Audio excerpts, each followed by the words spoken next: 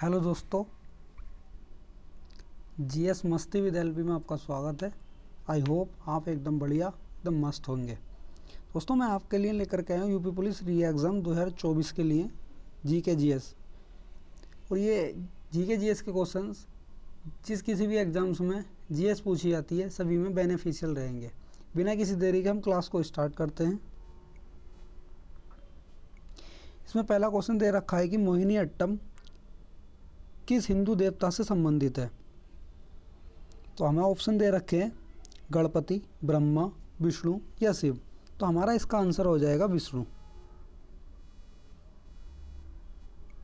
इसका आंसर हो जाएगा हमारा विष्णु। ठीक, आगे देखते हैं। मोहिनी अट्टम केरल राज्य से उत्पन्न एक शास्त्रीय नृत्य है। मोहिनी अट्टम केवल स्त्रियों द्वारा निष्पादित किया जाता है, जिसे 19वीं शताब्दी में बेडी वेलु द्वारा विकसित किया गया था। अर्जुन नृत्यम, कुथियोत्तम नृत्य, गरुदम कुथम केरल के अन्य लोकप्रिय लोक नृत्य हैं। आगे देखते हैं। निम्नलिखित में से कौन सी नृत्य शैली अरुणाचल प्रदेश से संबंधित है। पावरिया, धमान, बुइया या गरबा। तो हमारा इसका आंसर हो जाएगा बुइया। आगे देखते हैं।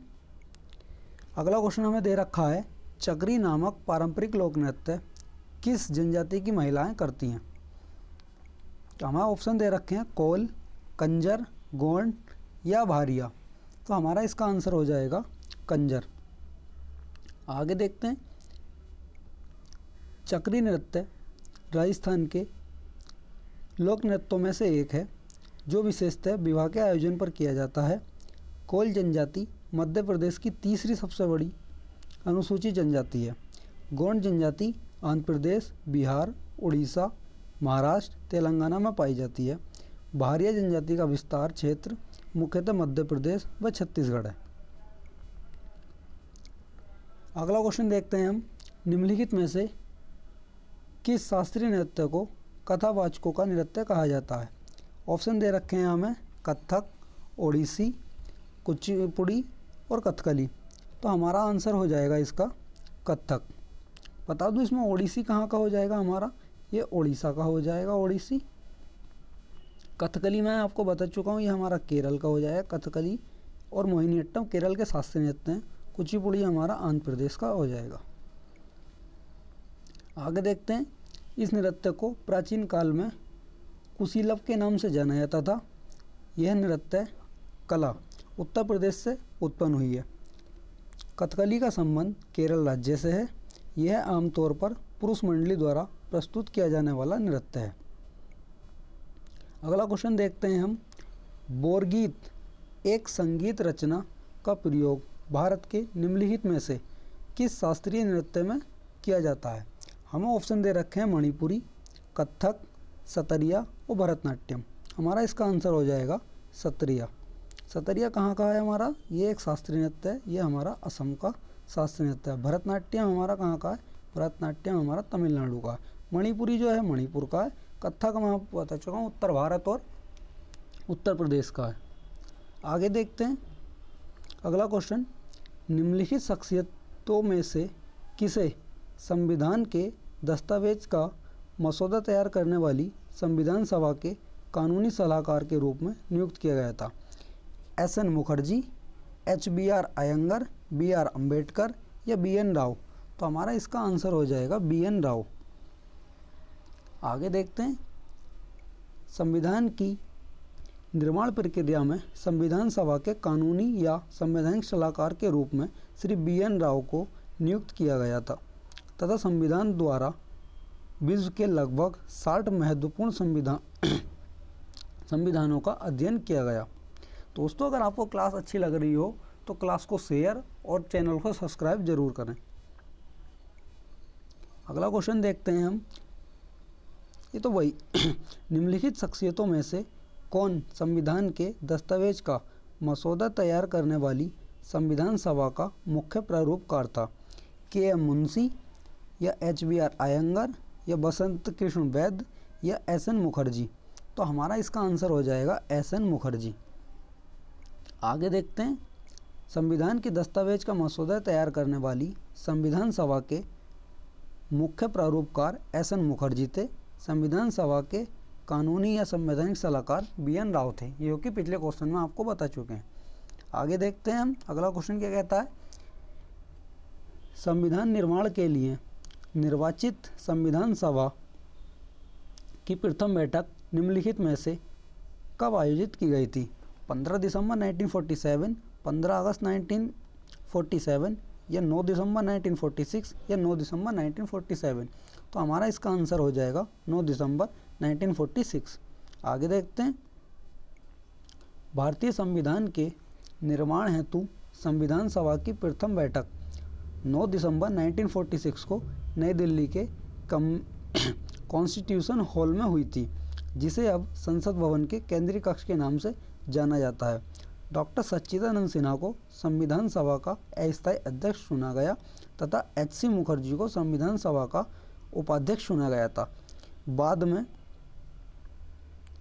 11 दिसंबर 1946 को डॉक्टर राजेंद्र प्रसाद को स्थायी अध्यक्ष चुन लिया गया था।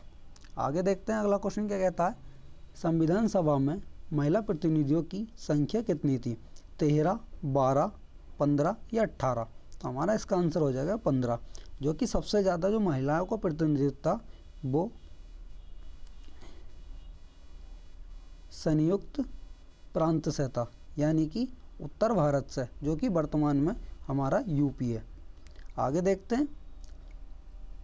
जुलाई 1946 में कैबिनेट मिशन योजना के अनुसार संविधान सभा के चुनाव हुए।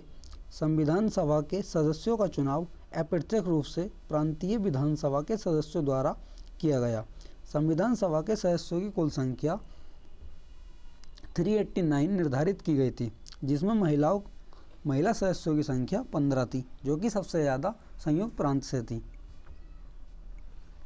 अगला क्वेश्चन देखते हैं हम। निम्नलिखित में से कौन संविधान सभा की प्रारूप समिति का सदस्य नहीं था?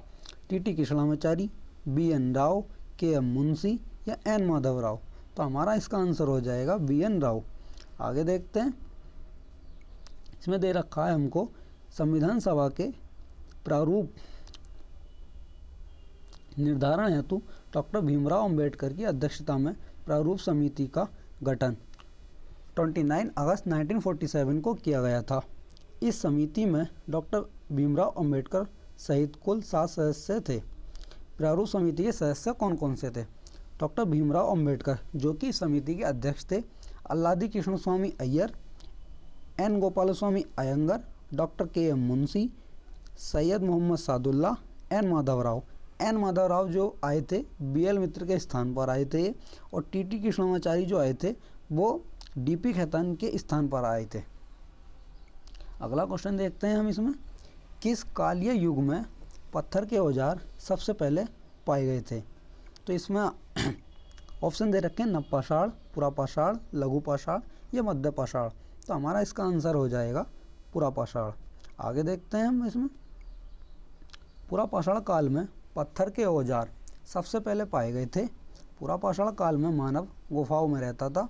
पुरापाषाण काल में मानव की जीविका का मुख्य आधार शिकार हुआ करता था। रॉबर्ट ब्रूस पहले व्यक्ति थे जिनके द्वारा भारत में 1863 में पुरापाषाण काल के औजारों की खोज की गई थी। दोस्तों, ये क्लास आपको जिस भी एग्ज़ाम में जीएस पूछी जाती है सभी के लिए बेनिफिशियल रहेगी, चाहे वो यूपीपी हो, यूपीएसआई, आरपीएफ एसआई या एसएससी का कोई भी एग्ज़ाम हो जिसमें जीएस पूछी जाती है, सभी में बेनिफिशियल रहेगी। और अगर आपको क्लास अच्छी लग रही हो तो क्लास को लाइक, शेयर और कमेंट जरूर करें, और साथ में चैनल को सब्सक्राइब भी करें। अगला क्वेश्चन देखते हैं हम। इतिहास के आरंभिक काल को निम्नलिखित में से क्या कहा जाता है? इसमें दे रखा पुरापाषाण काल, मध्यपाषाण काल, लघुपाषाण काल या नवपाषाण काल। तो हमारा इसका आंसर हो जाएगा पुरापाषाण काल। आगे देखते हैं।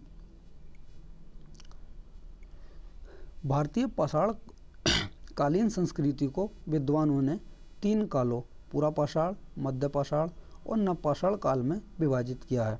इतिहास में सबसे पहले युग को पुरापाषाण काल कहा जाता है।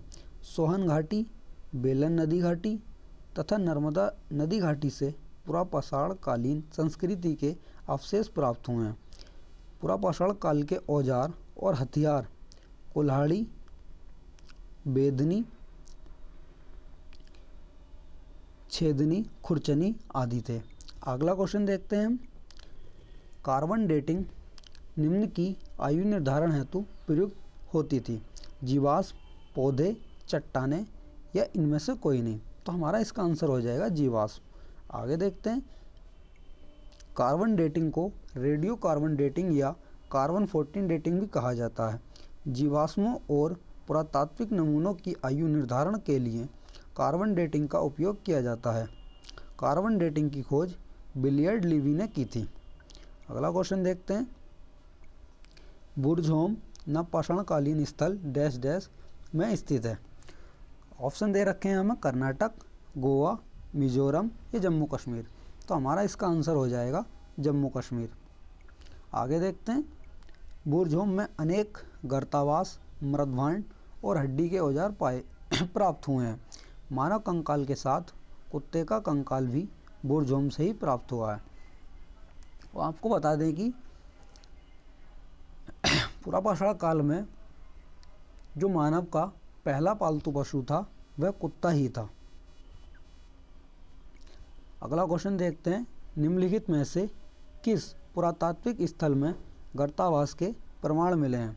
बुर्ज़होम, मेहरगढ़, राणागुंडई या पलावोय। तो हमारा इसका आंसर हो जाएगा बुर्ज़होम। आगे देखते हैं। जम्मू कश्मीर में स्थित बुर्ज़होम के लोग गड्ढे के नीचे घर बनाते थे। इन घरों को गर्तावास कहा जाता है।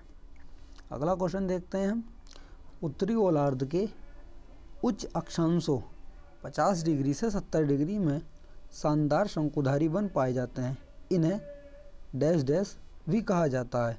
वेल्ड, लानोज, टुंड्रा या टैगा। तो हमारा इसका आंसर हो जाएगा टैगा। आगे देखते हैं।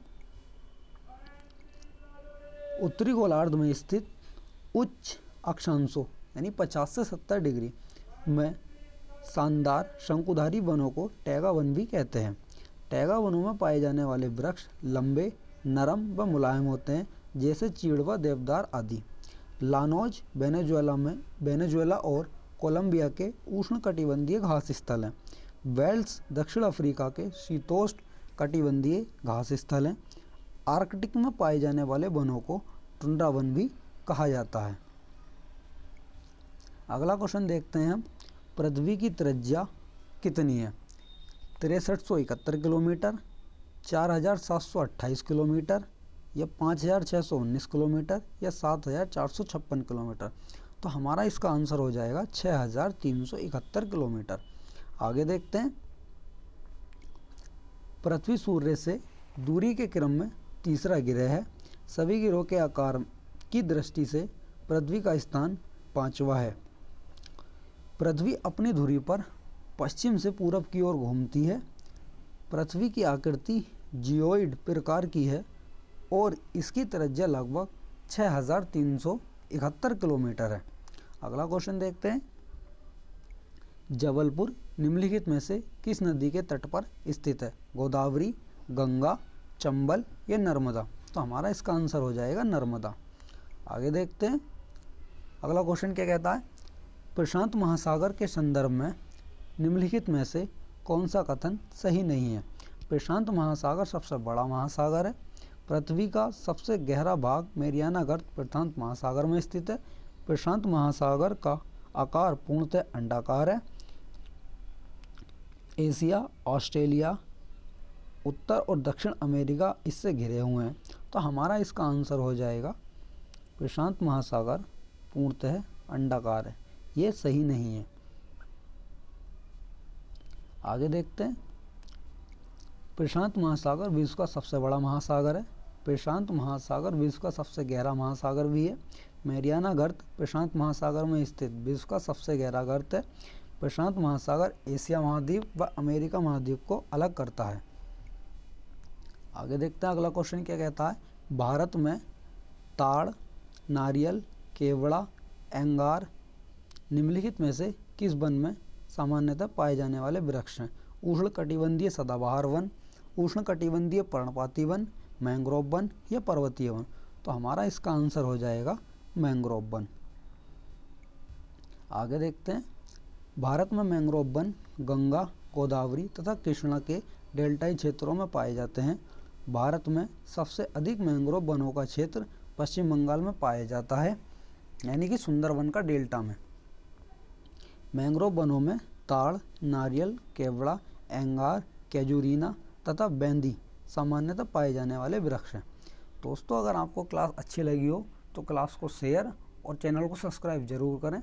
आज इतने ही क्वेश्चन थे, और जो कल से होंगे आपके 6 से 7 क्वेश्चन यूपी जीके के भी शामिल रहेंगे इसमें।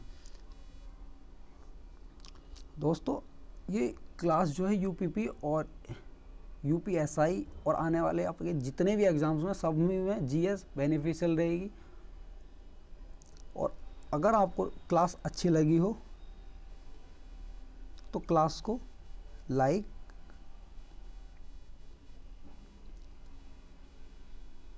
शेयर और चैनल को सब्सक्राइब जरूर करें। Thank you.